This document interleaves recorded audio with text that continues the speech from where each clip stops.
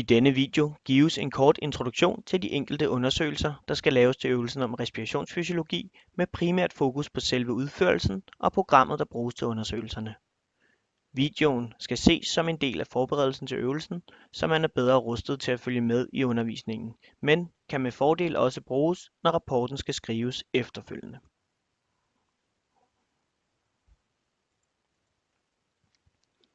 Den første deløvelse hedder nitrogenudvaskning og kan anvendes til at bestemme lungernes statiske volumener, såsom total lungekapacitet, funktionel residualkapacitet og residualvolumen. Øvelsen foregår ved, at forsøgspersonen inspirerer ren ilt ved rolig tidal vejrtrækning, som langsomt erstatter den nitrogen, der naturligt står i lungerne, vejrtrækning for vejrtrækning. Ved at måle den udåndede mængde nitrogen under undersøgelsen, kan lungernes volumen bestemmes. For mere teori, se øvelsesvejledningen.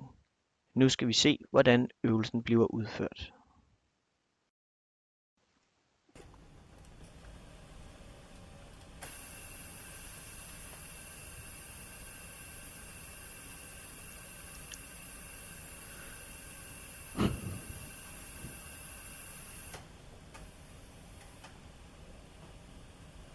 Få sekunder efter testen er startet, ses forsøgspersonens biometerkurve på skærmen.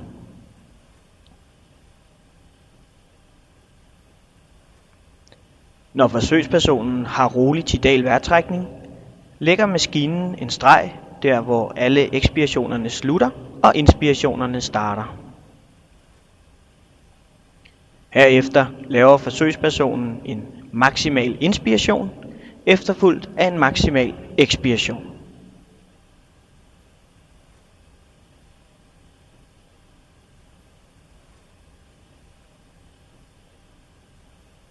Når vejrtrækningen igen er rolig, skifter maskinen til ilt og starter selve udvaskningen.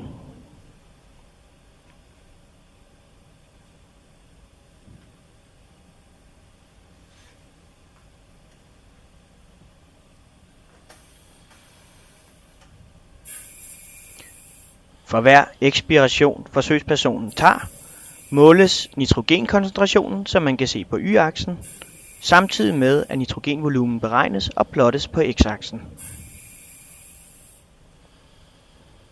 I diagrammet til højre kan se størrelsen på forsøgspersonens vejrtrækninger. Ovenover ses FRC, som beregnes for hver eneste vejrtrækning forsøgspersonen tager, og til venstre for dette ses koncentrationen af den seneste ekspiration forsøgspersonen har lavet.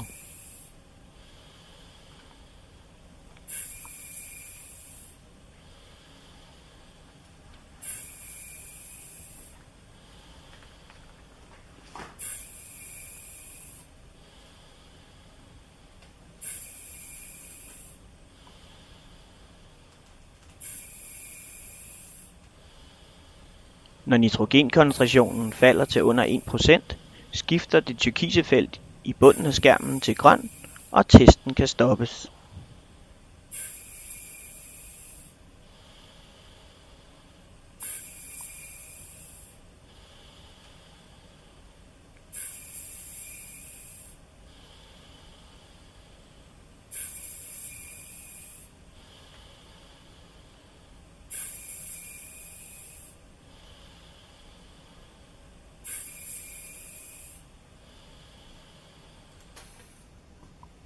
Herefter aflæses testresultaterne øverst i det gule felt under 1-tallet.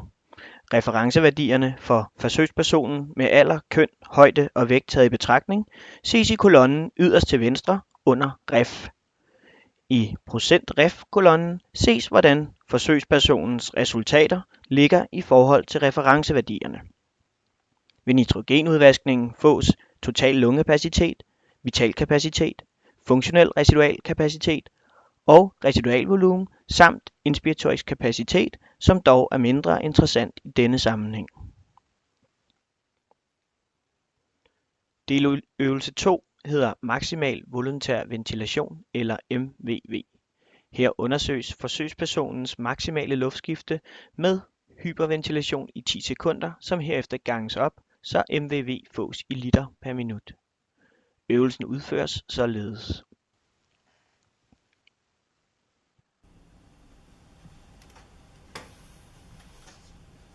Først ses forsøgspersonens biometerkurve på skærmen.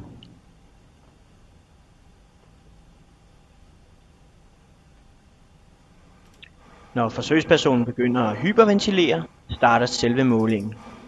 Undervejs kan man ud over volumen-tid-kurven se det akkumulerede luftskiftevolumen som en trappe. 10 sekunder efter teststart afsluttes testen automatisk, og MVV-resultatet kan ses i det gule felt som liter per minut. Vejrtrækningsfrekvensen under testen kan aflæses herunder.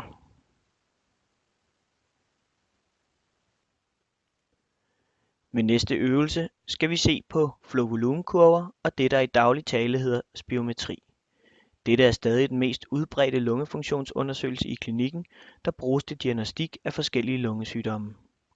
Som ved MVV undersøges her, hvad lungerne kan præstere under arbejde. Forsøgspersonen tager en maksimal inspiration og ekspirerer herefter så kraftigt som muligt, til lungerne er helt tømt for luft. Maskinen tegner en flow-volumenkurve, hvorudfra man kan se den maksimale hastighed for ekspirationen til forskellige lungevolumener. Nu skal vi se øvelsen i praksis.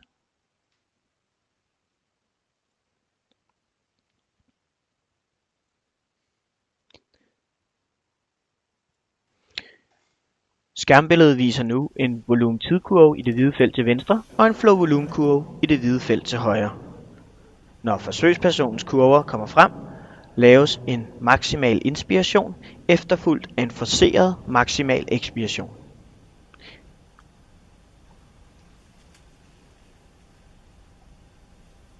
Ekspirationen fortsættes til volumen-tid-kurven har passeret den lodrette stiplede røde streg, og feltet i bunden af skærmen har skiftet til grøn. Herefter laves endnu en maksimal inspiration, og testen kan afsluttes. I feltet i toppen af skærmen ses resultaterne for forsøgspersonens FVC, FEV1, forholdet mellem disse to, og peakflowet som PEF. På volumen-tid-kurven til venstre ses det ekspirerede volumen på y-aksen og tiden på x-aksen. Flow-volumenkurven til højre viser hastigheden på ekspirationen i forhold til, hvor meget forsøgspersonen har ekspireret. Det højeste punkt på denne kurve er peakflowet. Herefter ses en aftagende hastighed.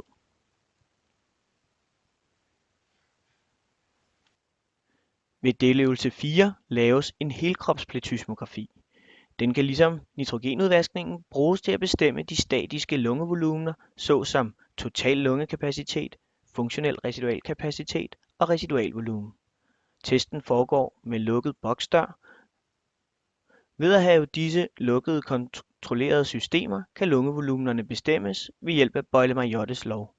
For uddybende teori, se øvelsesvejledningen. Øvelsen udføres således.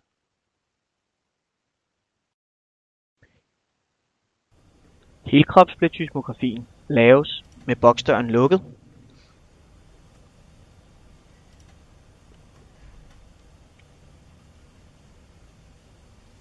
Når forsøgspersonens vejrtrækning er blevet rolig, lægger maskinen en rød stiplet linje der, hvor ekspirationerne slutter og inspirationerne begynder.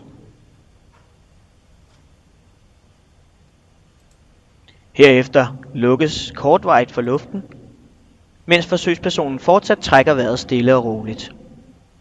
Mens der lukkes for luften, vil inspirationen foregå mod modstand. Til sidst foretages en maksimal inspiration efterfulgt af en maksimal ekspiration, hvor skærmbilledet skiftes til volumen-tid-kurven til venstre og en flow-volumenkurve til højre. Når volumen-tid-kurven har passeret den lodrette røde stiplede linje, og feltet i bunden af skærmen skifter til grøn, kan testen afsluttes.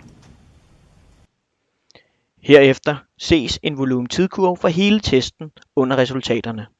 På kurven ses den røde streg, som blev lagt tidligere. Desuden ses en grå stiplet linje, som er placeret ved det volumen, hvor der blev lukket for luften. Forskellen på disse to er en kompensation, maskinen beregner.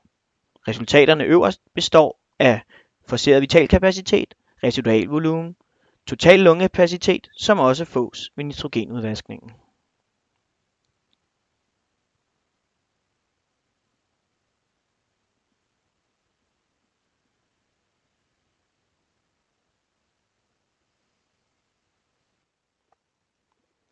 Deløvelse 5 hedder Single Breath O2, og ved denne kan man undersøge closing volume og det anatomisk døderum.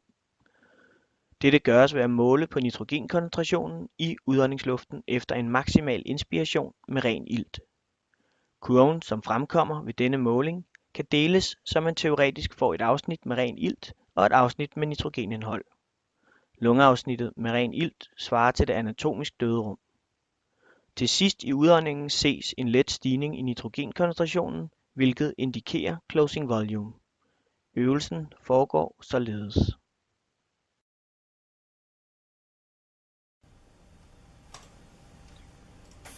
Forsøgspersonen trækker vejret stille og roligt, til spirometerkurven kommer frem på skærmen.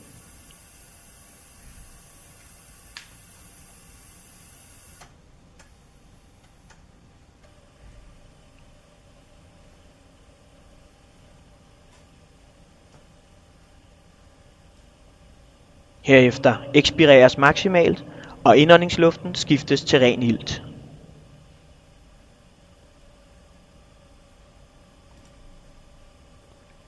Forsøgspersonen inspirerer nu maksimalt og indånder ren ilt. Ved den efterfølgende ekspiration skal forsøgspersonen forsøge at ekspirere med et flow, som følger den vandrette stiplede røde linje på den nederste graf så langt som muligt. På den øverste figur ses koncentrationen i udåndingsluften af nitrogen og CO2 som henholdsvis den blå og den røde graf.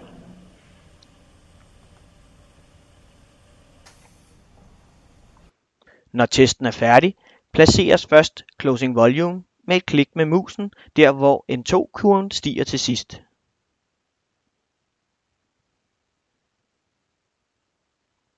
Herefter placeres med et klik med musen endnu en lodret streg for at bestemme det anatomisk døde rum ved hjælp af Fowlers metode, som beskrevet i teorien til øvelsen. Disse kan nu aflæses i feltet øverst i skærmen sammen med forholdet mellem closing volume og vitalkapacitet.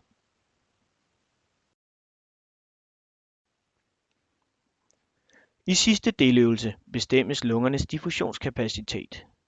Dette gøres ved hjælp af en gasblanding med blandt andet kulmonooxid, som kan krydse lungeblodbarrieren og dermed giver et udtryk for diffusionen, og metan, som ikke kan diffundere over i blodet og dermed kan bruges til at beregne fortyndingen af gasblandingen i lungerne. Forsøgspersonen tager en maksimal inspiration af gasblandingen, holder vejret i 10 sekunder, mens diffusionen sker, og puster ud igen. Ved at måle på udåndingskoncentrationerne af de ovennævnte gasser, kan diffusionskapaciteten beregnes. Her følger øvelsen i praksis.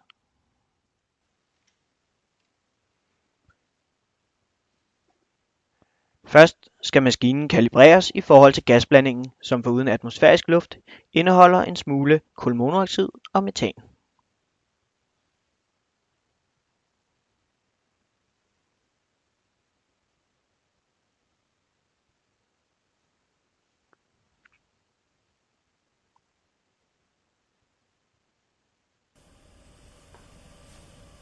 Når forsøgspersonens biometerkurve fremkommer på skærmen, ekspireres maksimalt, mens indåndingsluften skiftes til gasblandingen.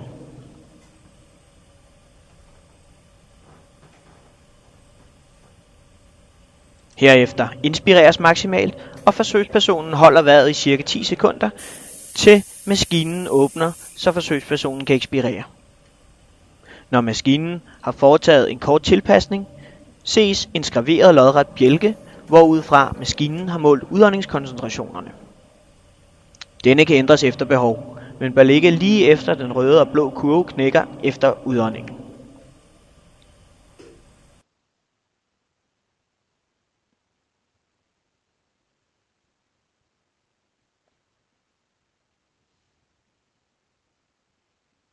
I bunden ses flowet og inspirationsvolumenet. I toppen ses et ur, som tæller ned til næste gang forsøget kan foretages. DLCO er diffusionskapaciteten, IVC er det inspirerede volumen, og nedenunder ses koncentrationerne af metan henholdsvis indånding og udånding. Den blå kurve er metan, den røde er kulmonooxid.